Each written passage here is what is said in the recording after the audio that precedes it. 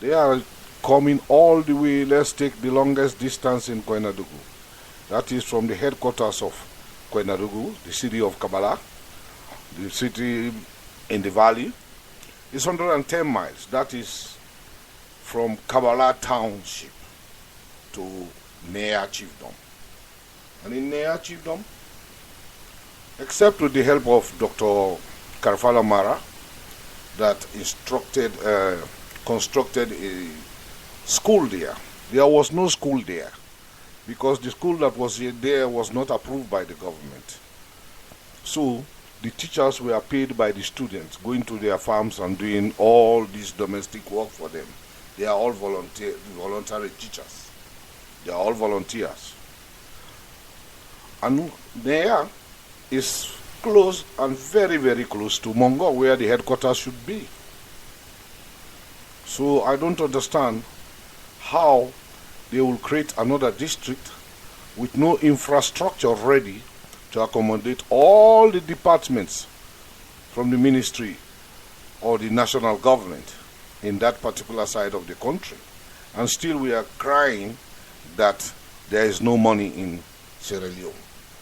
So I'm wondering, how will they create these headquarters in Mongo, KOINADUGU 1 district?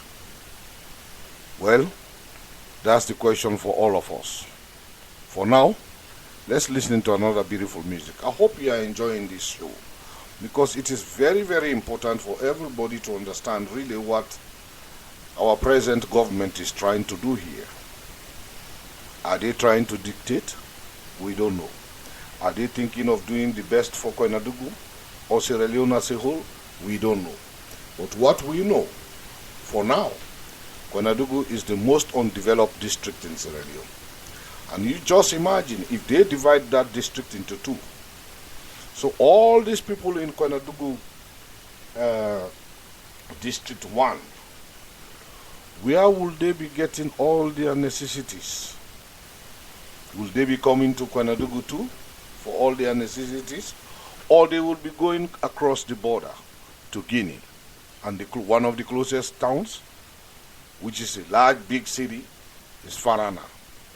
So what will happen? Are we giving away part of Sierra Leone to Guinea? Well, I think that is the way things are going, as I am thinking, in my own opinion. Hey, I'm not saying it's exactly what is going on, it's just my opinion. Because presently, all those close border countries, towns and villages along that territorial integrity between us and Guinea, all their affairs has been, they've been doing all their affairs in Guinea because it's the closest and the nearness to the marketing place. So now listen to this beautiful music again so that I won't make you get bored of what I'm trying to explain here.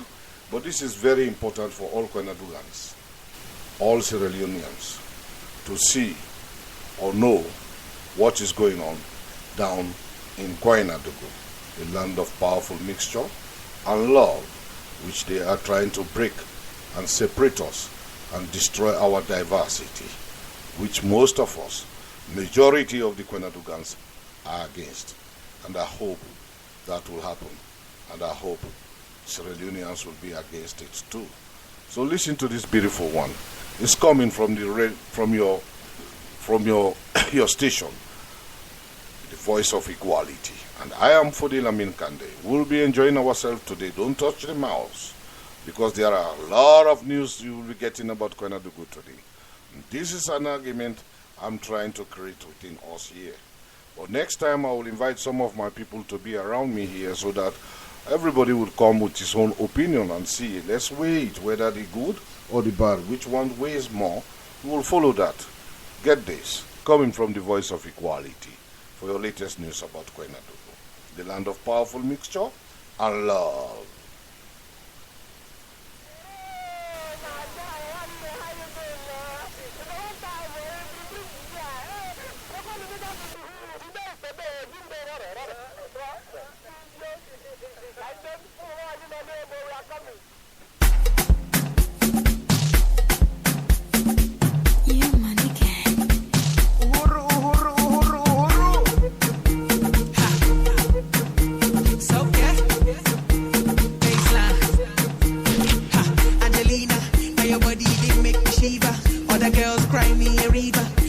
you, I want make my diva. You give me fever, check out my reader. I want eat you for breakfast and dinner. The way you move fit on me to Cena. Beside you, I feel like a winner. Nothing like the rest. I like the way you get dressed. Now you be the best, best. Now you be the best, best. Nothing like the rest. I like the way you get dressed. Now you be the best, best. Now you be the best, best. Everybody love it. Me, I want to love it. Everybody love it. Me, I want to love it. If you like it, this rhythm, love it.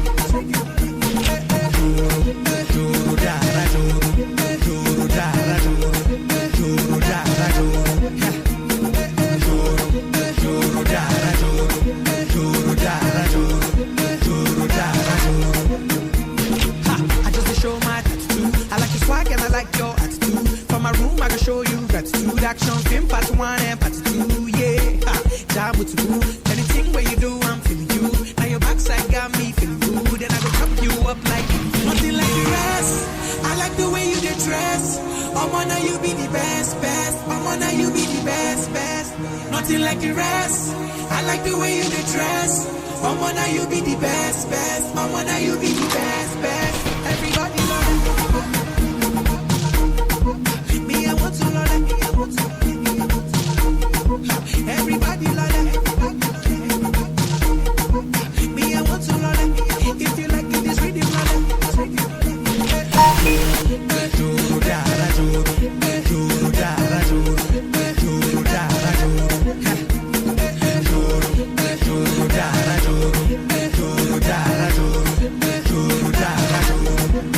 Nothing like the rest.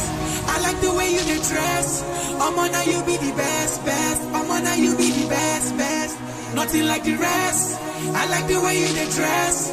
Now you be the best, best. Now you be the best, best. Everybody love it. Me, I want to love it. Everybody love it. Me, I want to love it. If you like it, this rhythm love it.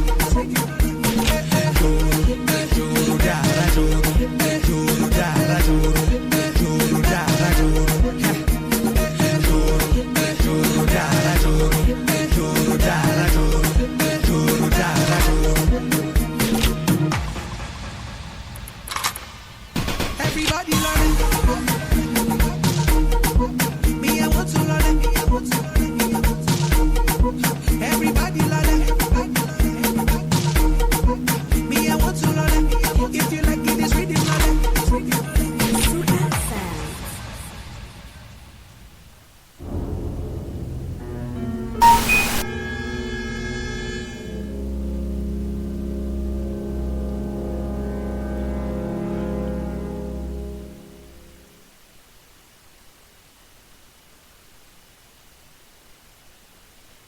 Thank you very, very much for listening to the Voice of Equality. And I am Fode Lamin Kande. Our topic today, for those that are just joining us, is about KOINADUGU. Must they divide KOINADUGU into KOINADUGU 1, KOINADUGU 2 districts? Like I was saying, now we're talking about KOINADUGU 1. The most available resources for KOINADUGU 1 right now is farmland and Bintimani Mountain, which is right at Neya Chiefdom in Kurbola. Well, if we take off Bintimani, what will remain is just a land. No other infrastructure you will think about. Even if you are up there, you can't even speak on the phone. And now we are talking about dividing KOINADUGU into 2. Well, if they lack hospitals, schools, water supply, electricity, road infrastructure, and all governmental departments are not available. So why are we even thinking about creating a KOINADUGU 2? While in fact KOINADUGU is lacking all those things. It has been over 30 years since we stopped having light in KOINADUGU, depending on electricity? No, but generators. So if KOINADUGU that has been existing, wherein they get Bambali Arof, Poloko Arof, Kambia Arof, Tonkolili Arof, Kono Arof. Because remember, we were having just 5 districts before the British colonial masters started dividing them because they want to control the entire administration. So to make it easier for them, they decided to divide KOINADUGU into all these other districts, and now we are still facing the same problem with our own brothers. So tell me, how will they divide KOINADUGU when there is no infrastructure for KOINADUGU 1? So I'm pleading to all our parliamentary representatives from KOINADUGU to think about it. Forget about your parliamentary position, or to say, well, if I'm in this other district, definitely I'm one of the supreme being that will always represent my constituency there. Yes, you might be thinking that way, but is there any constituency there right now? No. So what do you think about that? And our next topic, we will go to another thing. This is just about the infrastructure. There is no good roads. All the bridges are below standard. They are just dead traps. And there is no market in place. No health facilities. You name it. And we are talking about dividing KOINADUGU into 2. When you can't even provide for KOINADUGU as 1. So what will you do? Will KOINADUGU 1 start coming down to KOINADUGU 2 for all their services?